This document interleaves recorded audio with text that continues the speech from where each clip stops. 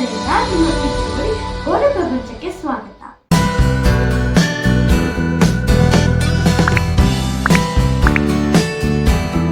ಇವತ್ತು ನಾನು ಮತ್ತೊಂದು ಕಥೆ ಹೇಳ್ತೀನಿ.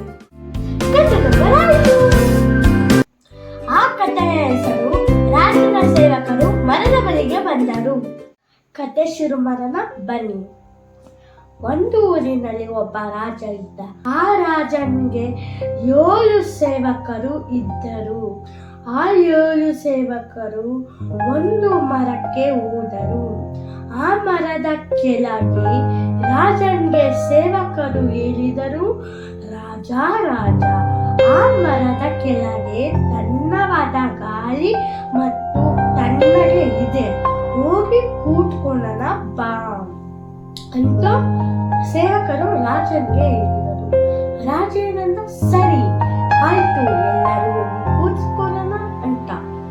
ಆಮೇಲೆ ಮತ್ತೇನಂತು, ರಾಜ ರಾಜ ಇಲ್ಲಿ ಅಂತೂ ಚೆನ್ನಾಗೇ ಇದೆ, ಇವತ್ತು ಒಂದೇ ದಿವಸ ನಾವು ಇಲ್ಲಿರೋದು, ಅದಕ್ಕೆ ನಾವು ಇವತ್ತೊಂದು ದಿವಸ ಇಲ್ಲಿ ಮಕ್ಕೊಳ್ತೀವಿ, ನಾಳೆ ಎಲ್ಲ ಕೆಲಸ ಇದೆಯಲ್ಲ, ಅದಕ್ಕೆ ಇವತ್ತೊಂದು ದಿವಸ ಮಕ್ಕೊಳ್ತೀವಿ ಅಂತ. ಆಮೇಲೆ ರಾಜ ಏನಂತ, ಸರಿ ಇವತ್ತು ನೀವು ಮಕ್ಕೋಬಹುದು, ಓಕೆ.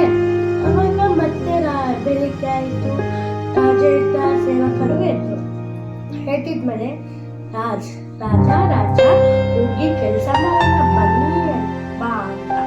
ಅವಾಗ ಬಂದಿದ್ಮೇಲೆ ಆಮೇಲೆ ಅಲ್ಲಿ ತುಂಬಾ ಕೆಲಸ ಇತ್ತು. ಆ ಕೆಲಸವನ್ನ ಮಾಡಿ ಮಾಡಿ ಮಾಡಿ ಸುಸ್ತಾಗೋಯ್ತು. ಅವಾಗ ರಾಜನಿಗೆ ತುಂಬಾ ಸುಸ್ತಾಗ್ತದೆ, ನಾನು ಸ್ವಲ್ಪ ನೀರು ಕುಡಿತಿದ್ದೇನೆ ಅಂತ. ಅವಾಗ ರಾಜ ನೀರು ಕುಡಿದ.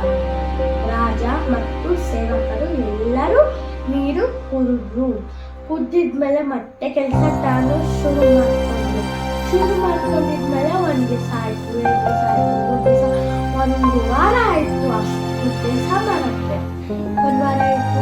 ಅಯ್ಯೋ ಸೇವಕರು, ರಾಜ ಮನಸ್ಸಲ್ಲೇ ಸೇವಕರಿಗೆ ಎಷ್ಟು ಕಷ್ಟ ಆಗ್ತದೆ, ನಾನು ಒಂದು ಸ್ವಲ್ಪ ಸಹಾಯ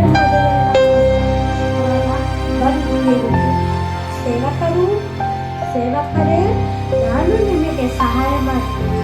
ಆವಾಗ ಸೇವಕರು ಹೇಳಿದ್ರು, ನೀನು ಬೇರೆ ರಾಜ, ನೀವು ನಮಗೆ ರಾಜ ಇದ್ದೀರಲ್ಲ, ಅದಕ್ಕೆ ನಾವು ನಿಮಗೆ ಸಹಾಯ ಮಾಡ್ತೀವಿ, ನಮಗೆ ಏಕೆ ಸಹಾಯ ಮಾಡ್ತೀವಿ ಎಂದು ಸೇವಕರು ರಾಜನಿಗೆ ಕೇಳಿತು. ಆಮೇಲೆ ಅಯ್ಯೋ, ಮತ್ತೆ ರಾಜ ಮನಸ್ಸಿನಲ್ಲಿ ಅನ್ಕೊಂಡ, ಅಯ್ಯಯ್ಯೋ ಸೇವಕರಿಗೆ ಮನಸ್ಸಲ್ಲಿ ತುಂಬ ಸೆಕೆ ಆಗುತ್ತೆ, ಮತ್ತು ಮೈಯಲ್ಲಿ ಎಲ್ಲ ಬೆವರು ಸೆಕೆ ಎಲ್ಲ ಹೊಳಿತಿದೆ, ನಾನು ಮರದ ಬೆಳಿಗ್ಗೆ ಕೂರ್ಸೋಣ ಅಂತ. ಆವಾಗ ರಾಜ ಇದಾನಲ್ಲ, ಅವರಿಗೆ ಸರ್ಪ್ರೈಸ್ ಕೊಡಕ್ಕ ಅವ್ರಿಗೆ ಗೊತ್ತಿಲ್ಲದೆ ಏನು ಮಾಡ್ದ, ಅಲ್ಲಿ ಹೋಗಿ ಏನು ಮಾಡ್ದ, ಅಲ್ಲಿ ಊಟ ಇಟ್ಟ, ನೀರು ಇಟ್ಟ, ಎಲ್ಲ ಇಟ್ಟು. ಅವಾಗ ಸೇವಕರೇ ಬನ್ನಿ ಇಲ್ಲಿ ಮರದ ಬಳಿಗೆ ಹೋಗೋಣ. ರಾಜ ನೀನು ಅಂದಿದೀಯಾ, ನಾವು ಏನ್ ಮಾಡಬೇಕು ಅಂತ ಒಂದು ಕೆಲಸ ಆಗೋವರೆಗೆ ನಾವು ಆ ಮರದ ಬಳಿಗೆ ಹೋಗಬಾರ್ದು ಅಂದಿರ ರಾಜ ಎಂದು ಸೇವಕರು ರಾಜನಿಗೆ ಹೇಳಿದರು. ರಾಜ ಏನಂತ, ಇಲ್ಲಿ ಬಾ, ನಾನು ತೋರಿಸ್ಬೇಕು ಒಂದು, ಅದಕ್ಕೆ ನನಗೆ ತಲೆಯಲ್ಲಿ ಹೊರೀತು ಅಂತ.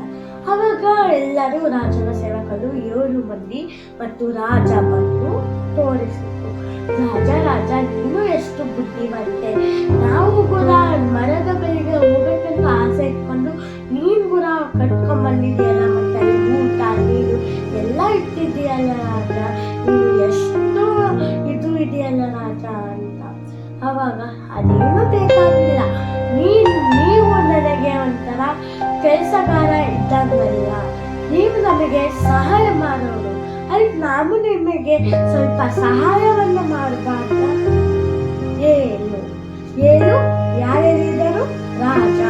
ರಾಜ ಹೇಳಿದರು. ಅವಾಗ ಸೇವಕರು ಹೇಳಿದರು, ಧನ್ಯವಾದ ರಾಜ, ನೀವು ನನಗೆ ಗೊತ್ತಿದ್ದಿರಲಿಲ್ಲ ನೀವು ಈ ಥರ ಮಾಡ್ತೀರ ಅಂತ. ಧನ್ಯವಾದ ಏನೂ ಬೇಡ, ಅದಕ್ಕೆ ನೀವು ಇವಾಗ ಎಲ್ಲರೂ ಕುತ್ಕೊಂಡು ಊಟ ಮಾಡೋಣ, ಅಲ್ಲೇ ಮಕ್ಕಳನ್ನ ಬೆಳಿಗ್ಗೆ ಕೆಲಸ ಮಾಡ್ಕೊಂಡು ಅಲ್ಲೇ ಹೋಗೋಣ, ಅಲ್ಲೇ ಹೋಗೋಣ, ಮತ್ತೆ ಅಲ್ಲೇ ಆಯ್ತಾ ಅಂತ ಹೇಳಿದಂತೆ. ತುಂಬ ಧನ್ಯವಾದ, ಎಷ್ಟಾದ್ರೂ ಸಾಕಾಗಲ್ಲ, ಅಷ್ಟು ಧನ್ಯವಾದ ನಿಮಗೆ. ಈ ಕಥೆಯ ನೀತಿ ಏನಂದ್ರೆ, ಕೆಲಸಗಾರರಿಗೆ ನಾವು ಸಹಾಯ ಮಾಡಿ